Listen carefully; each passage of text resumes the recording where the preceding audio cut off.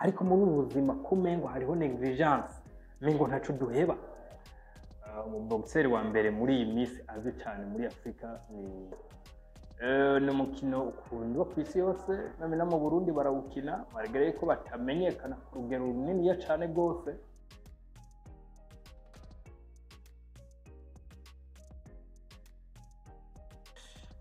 Get rich or die trying and never stop running.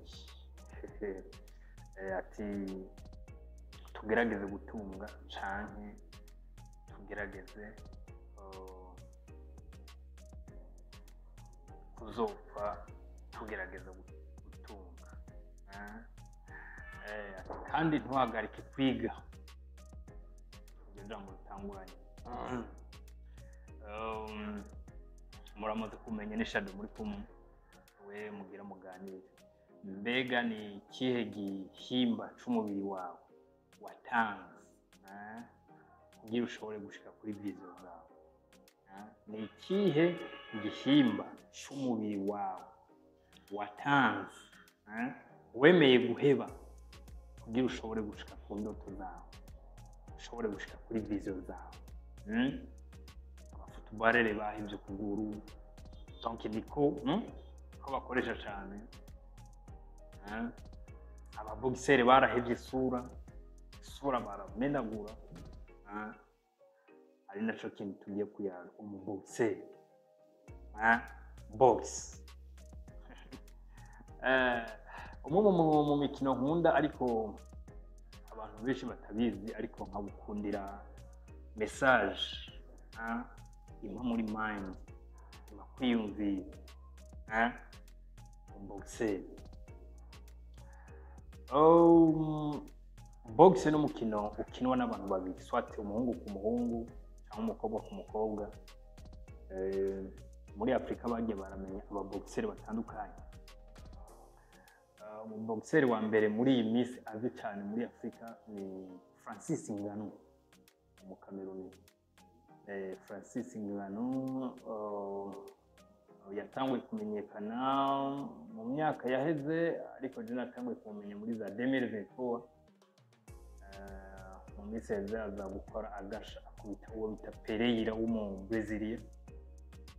Ikirangirire cyari cyatwaye imidari yo muri box guhera za 2020 za 2020 za 2022, ariko 2024 sinzi ko ari mu kwa mbere kuri mwaka wa 2025 aza kumukubita mu munota umwe wa mbere.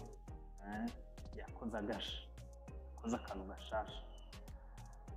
Tugiye kwiga ikintu gikomeye cyane gose, ushobora kuraba box ugasigarana muri mind, ushobora kwiga. Atanguye ndababaza ati ni ikihe gihimba cawe wahevye kugira ushobore gushika kuri vision zawe, kugira ushobore gushika ku gutsinda. Box ni umukino ukinwa n'abantu babiri, bagakina iminota 5 mu maraundi 3.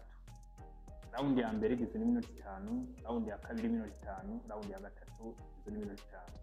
Bakaca baraba uwashoboye gukubita uwundi kesh par rapport y'uwundi. So kuvuga ngo naka yababaye cyane gose, no, ashobora kuba yababaye mukubise rimwe, mugujya nawe akaba yamukubise inshuro nyinshi. Kaca bituma ndo kumukubise niko ugenda urandika ikinota. Box ni umukino ukundwa ku isi yose, no mu Burundi barawukina malgré ko batamenyekana ku rugero runini cyane gose. Ubwo abandi tuzi ko hari abo bitaba Onana muri za Uganda, hari abo ba Francis Ngannou, hariho n'uwo bita Nelson wo muri Ghana, hariho n'abandi benshi cyane gose.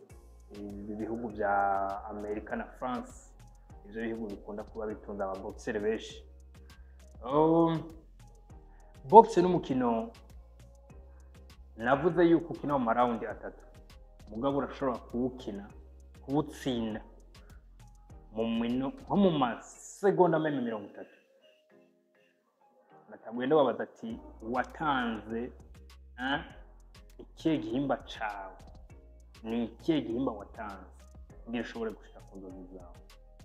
Uriko uraraba boxe, igihimba baba baratanze baba baremeye yuko kigandagurika gikomereka mugabo bagashika ku ntsinzi ni apparence physique. Apparence physique. Hari icyo bita gucrea point faible muri box, no kuvuga ni gukubita umu adversaire yawe ahantu ushobora kumukubita mu banga cyangwa ukamukubita mu jisho, nimba amaraso avuye no kuvuga ubufise probability ni wamukubita aho hantu ubugira kabiri arashobora kumanika amaboko ati jewe ndananiwe, wa wundi akabatsinda. No kuvuga ikintu ca mbere uhiganirwa muri box no kubanza gucrea point faible mu adversaire wawe.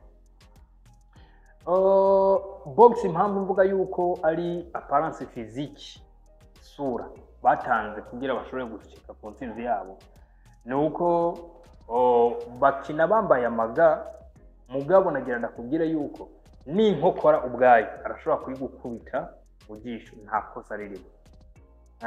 Arashobora kugukubita umugere mu jisho nta kosa ririmo. Donc arashobora no kugukubita inkokora meme no mu mutwe nta kosa ririmo. Donc isura baba barayishize odanje. Iyo bariko barakubitana ushobora gukubita umu adversaire wawe ukamubabaza, amaraso agatemba agasubira agatemba hamwe ikibuga ubona amaraso menshi, n'impuzu wambaye ukabona amaraso menshi n'iki. Mugabo wa wundi novuga nti atakubise ku rugero rwa tesese, donc peut-être yuko atarakubise, wa wundi yatese kanovuga nti yababaye birenze akamukubita rimwe akaca amanika. No kuvuga wa wundi twabona yuko wamengo ageze ku rugero rwo gutsindwa akaba ari wacatsinda. Ni kimwe rero mu bintu tugiye kuraba ni igiki uyu mukino wa box ushobora kwigisha umuntu wari we wese. Umuntu arashobora kwinanata kinanata umugabo ku munota wanyu hamwe wari we wese yabona ati uyu muntu ni yatsinzwe, atahubwo yatevye kumanika, ukaje usanga ni watsinze. Donc uyu mukino uratwigisha kudacika intege, uratwigisha yuko no mu bihe bibi wageze kure cyane gose yuko ushobora kuvayo, kongera n'izindi mbaraga, kumva yuko ushobora gutsinda.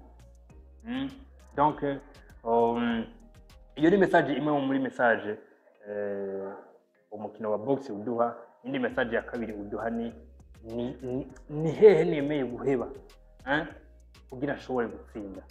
Mbega twiho mu bikorwa byacu ni hehe twemeye guheba? Wahevye iki? Ni giki wumva wahevye kugira ushike? Ndabaha akarorero gatoya. Mu mashuri twagiye turiga bivanye na pression ama examen cyangwa interrogation umuntu y'abafise, wasanga mvuga nti OK je vais prolonger, peut-être nahora ndyama saa 4, nahora ndyama saa 2, reka ubuze kuryama saa 8. Kuvuga itiro yarahevye, kuvuka yarahevye. Cyangwa ati reka ndyame saa 2 nze kubyuka saa 8, nze kuca niga kugeza saa 1 cyangwa gukora ikibazo. Ariko muri ubuzima kumengo hariho negligence, mengo ntacu duheba. Duheba iki? We wahevye iki? Akarorero muri commentaire, wahevye iki? Wahevye iki bivanye naho uri kuragwana kugira ushike? Before you ufata umwanya ukiga. Aba boxer umuboxere abafise amahirwe angana na 80% yo kuva mu kibuga yavuye amaraso. Muri apparence physique we nawe ni wishiye muri urugero wo gukubita ingumu amaraso agaseseka, ese wobandanye urwana? Wo gukubita inkokora ijisho hamwe mu gukanura uhumaguza utabona uwo muri ko muragwana amaraso ari karaseseka atari novuga atari nuguye amaraso ari karaseseka uri kuragwana kugeza ku rugero rungana gute uco uri kurashaka gushikako uri kurarara amajoro angana gute uri kuravyuka ibitondo bingana gute akandi karorero na karorero navuga yuko dusanga muri Bibiliya aho Yesu navuga yuko yashatse nko kwigaranzura abavyeyi biwe bibaye n'ico ari karashikako nanu yigeze kugenda i Galilaya zanditse muri Matayo yigeze kugenda i Galilaya hanyuma abavyeyi biwe bamusigaye hanyuma bamusize bamaze guhindukira ngo baramuhiga baramubura baca biyumvira gusubira kubaza iyo bari bagiye gusengera yuko atawoba yamubonye hanyuma bamaze kumubona yabishyuye ikintu gikomeye cyane yababwiye donc bivanye abari bamugumanye byari bivanye n'ivyo n'amajambo avuga n'inyigisho ariko aratanga baravuga uyu mwana ntasanzwe baca bamwicarika hagati y'abigisha kugira bigishe bivanye n'ico bari bamubonyemo ni ukuvuga yari yemeye araheba imyumvire y'abavyeyi yari yemeye araheba aravuga nti no moi je laisse amen laissez-moi tranquille hari ico ndiko ndagwana hari ico ndiko ndashikako hariho aho ndiko ndashaka kugera ikibazo rero ni wewe wemeye guheba iki wemeye guheba iki harageze no mwanya haza umuntu amubwira ngo abavyeyi bariko barakurondera so na nyoko bariko barakurondera acabishura yuko ngo abavyeyi banje nabumva ijambo ryanje karigendera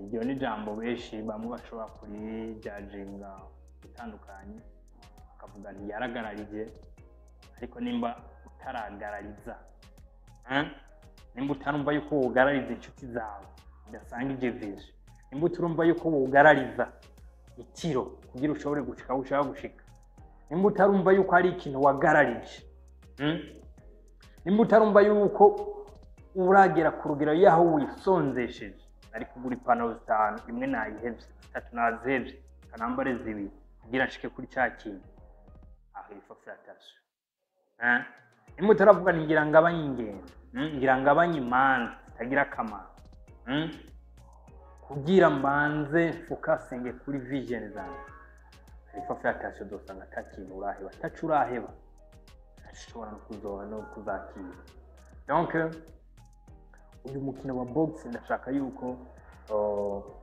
uduha message zikurikira mugabo nawe uza kuraba message ushobora kuba wotubwira mbega ati jaho iyi message nanje nakuye muri uyu mukino wa box ni message nakuye muri football ni ufatiye ku mucoach ngene yereganije match ufatiye ku bakinyi ngene bitwararitse match ainsi de suite no ku bindi byinshi ushobora gufatira ukatubwira nti nanje iki kintu ni iki cyaranyibishye bandikira muri comment ati iki naremeye ndagiheba kugira ashobore kugira ikintu twandikira muri comment donc box icyambere navuze yuko bemera bagahaiba apparence physique yabo nico gihimba bahije nico badegagije icya kabiri donc baremeye baritanga baravuga n'ubu ntaco maze mu gihe harashika kuko nshaka gushikako n'ibindi byinshi cyane rwose kuko uraba box cyangwa uraba ikindi kintu cyose arafise message agenda arakuramo ikibazo rero arifise n'iki mbega wewe wahevye iki igihimba ki kugira ushobore gushika kuri vision office kugira ushobore kwatenya objectif ushaka voilà niyo message nshaka dusangire ni muri Talk Business toujours samedi YouTube Metavision formation ndabibutsa yuko n'abashaka amaformation alinye kwiga intelligence artificielle guhabwa imigambi kubayifuza no kubashaka amaformation ajanye n'ivya graphic design izo turabikora.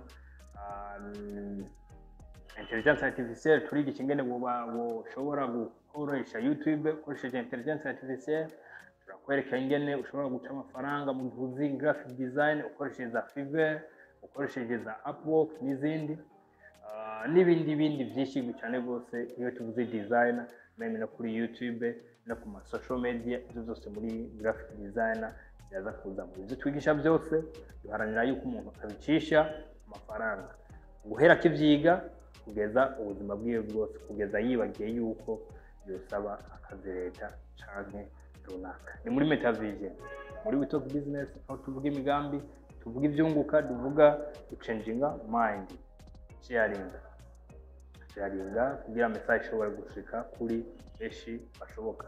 Niyo message nari bafitiye, mbega ni igiki gihimba, ni ikihe gihimba wahevye kugira ushike ku ndoto